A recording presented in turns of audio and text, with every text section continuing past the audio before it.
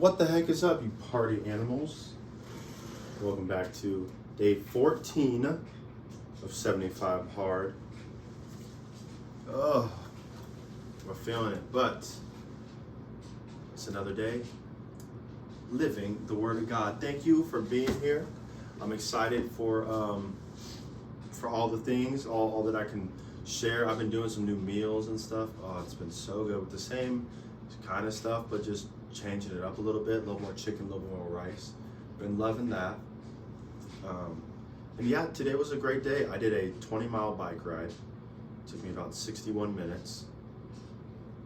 Decided to do that right before work, which is a great idea because I was pushing carts today and we were short-staffed and I was exhausted, but we made it through.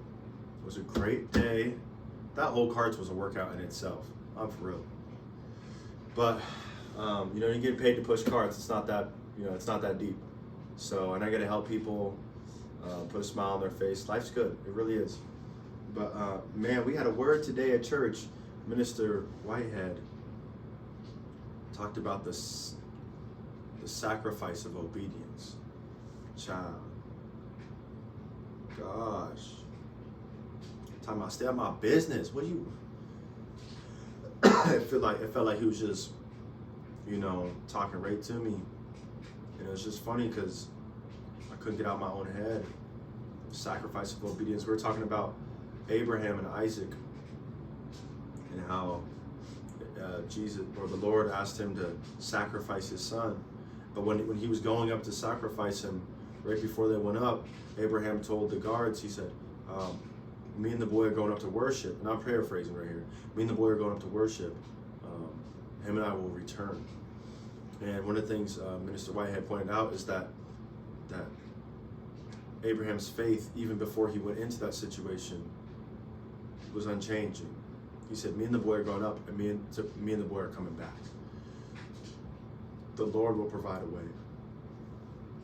And so I just think about a lot of things, like, was Isaac's faith in his father so great as to believe the words that came out of his mouth, even though the actions coming against him were contrary?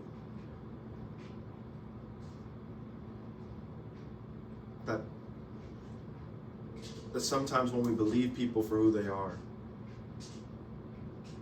if we learn them truly, then when something happens outside of their character, we can question it rightly, justly.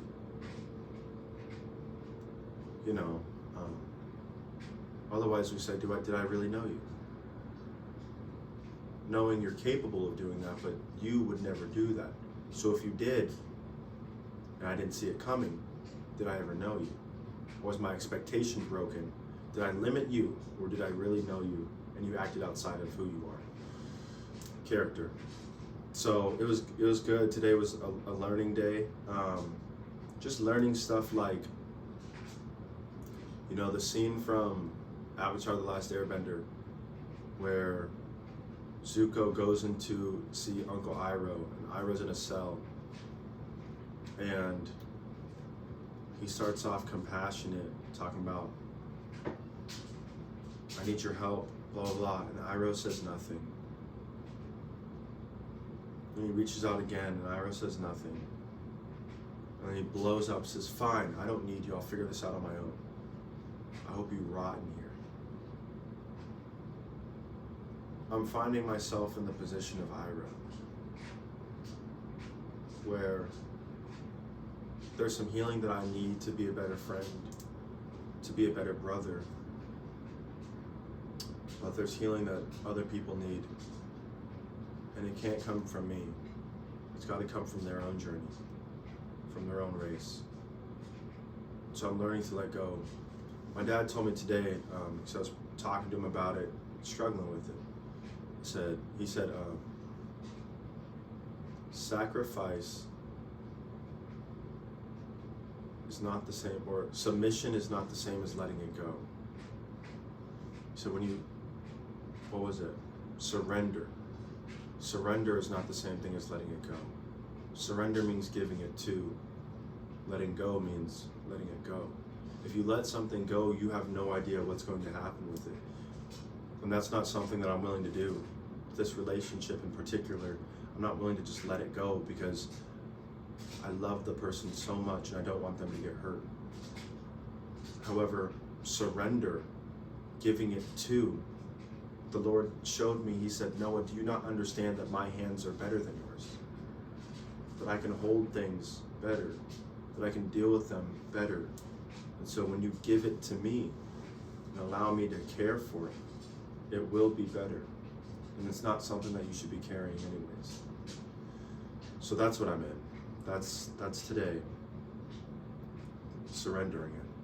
And so my next question was like, Lord, what does it mean to surrender a relationship? Like Isaac, when Abraham surrendered Isaac, what did that look like? What was that process like? How did that happen? And that's how I feel about this. And I question, is this true with all of my friendships? And it felt so. Then I need to surrender those as well. But again, I don't know what that looks like. I don't know how to do that necessarily. But I know that the Lord's showing me. I know that day by day He's teaching me. Another part of the poem that He showed me about the sun and the moon was that the moon goes through cycles, but the sun goes through seasons. And there being a difference in that.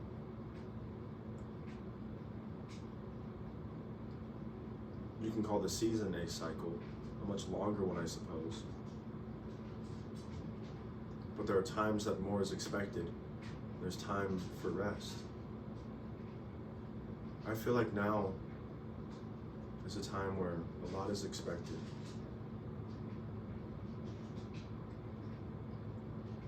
He's asking me to let go for a reason.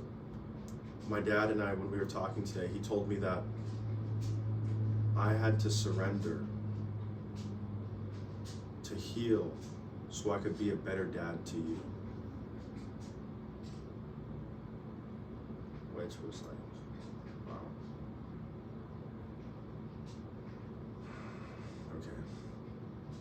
And that's the hard part, is that Iro had to keep his back turned. It didn't feel good for him to do that. In the show, he cries when Zuko leaves.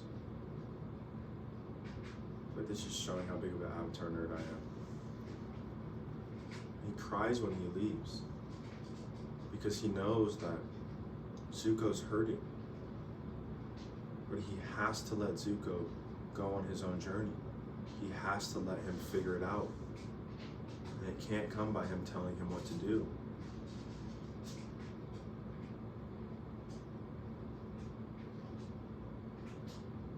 It's difficult.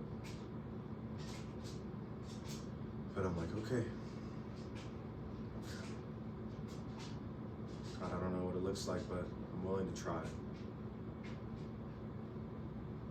I'm willing to take it day by day, moment by moment. Yes, I get angry, but to be honest, it's quite lonely. Yes, you run into people along the path, but they're only there for a moment. Not meant to go with you, only meant to encourage you forwards. Push you on the path towards your purpose. I feel that's where I'm coming to right now. My dad reminded me, he said, Noah, it's going to be lonely. I don't want you to think that it won't be. Not to say that I won't be here for you. Not to say that I won't help you with whatever you need, but you got to figure that out. You got to deal with that. You and God. That's what He's asking. He's asking you and Him, one-on-one, so He can heal you through this.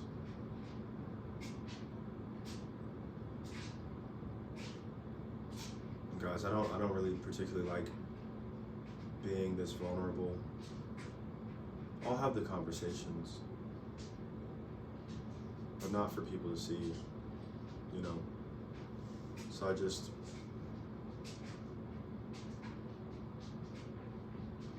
a weird space. I don't like it. It's uncomfortable. I just want the answers. I just want things to go back to better. But an illusion is not real. The illusion of freedom is not freedom.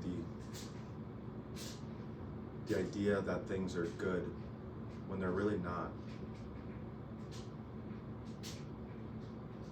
It's like seeing a calm surface of water and knowing there's turmoil underneath.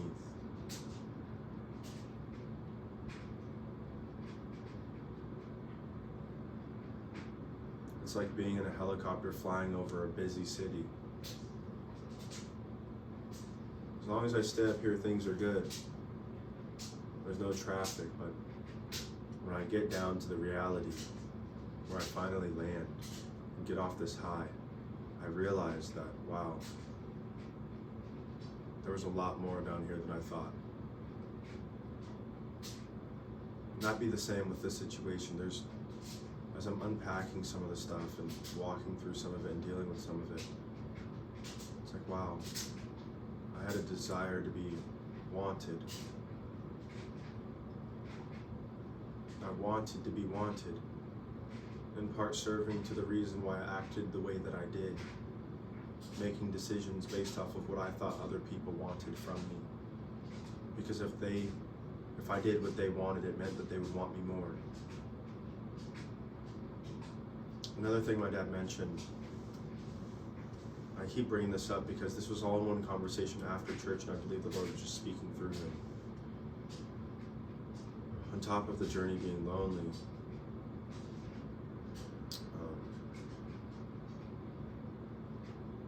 he said that it's going to bring up some old childhood traumas, stuff that I thought that I've already dealt with. But he said it's going to come back up because this is not that. And the situation's different. This brother was spot on. You feel me? Because this is, physically I'm tired. You know, that was a long bike ride and I pushed myself pretty good on it and pushing carts all day. Spiritually I'm tired. Emotionally I'm tired. Emotionally I'm exhausted. But I keep taking the next step. It's hard, but we just keep going. I think what I've done a really good job of is portraying this image of myself, that I'm just happy, that life's good, which I do believe that I am full of joy and life is good, but I seldom share with people the secrets of my heart. I don't ever tell them what's actually going on in my mind, because oftentimes when I do, they look confused and they don't understand, and I don't like being misunderstood. And so I find myself in a perpetual loop, not willing to express myself and frustrated that they don't understand me. Well, how could they?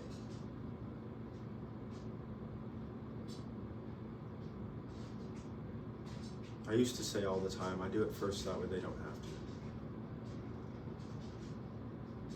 Because I've learned that a lot of people want to have the conversation. They just don't want to initiate it. But in this season,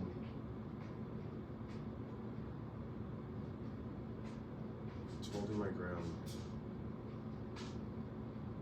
The prodigal son, when he left, the father did not go chase after him. He stayed. He took care of all the things he needed to take care of. When the son came back, the father was able to receive him with love and with open arms.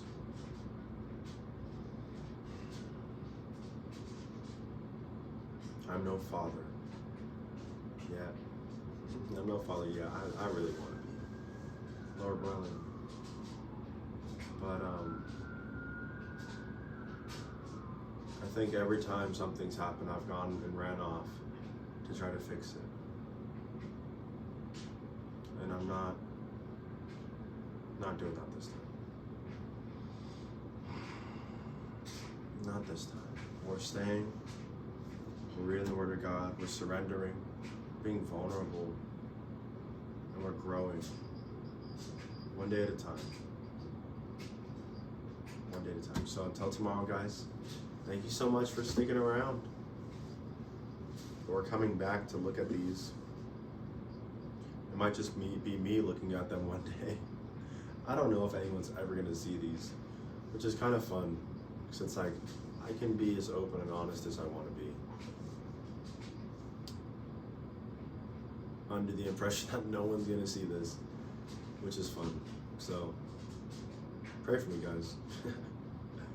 I'll pray for you. All right, until next time, love you.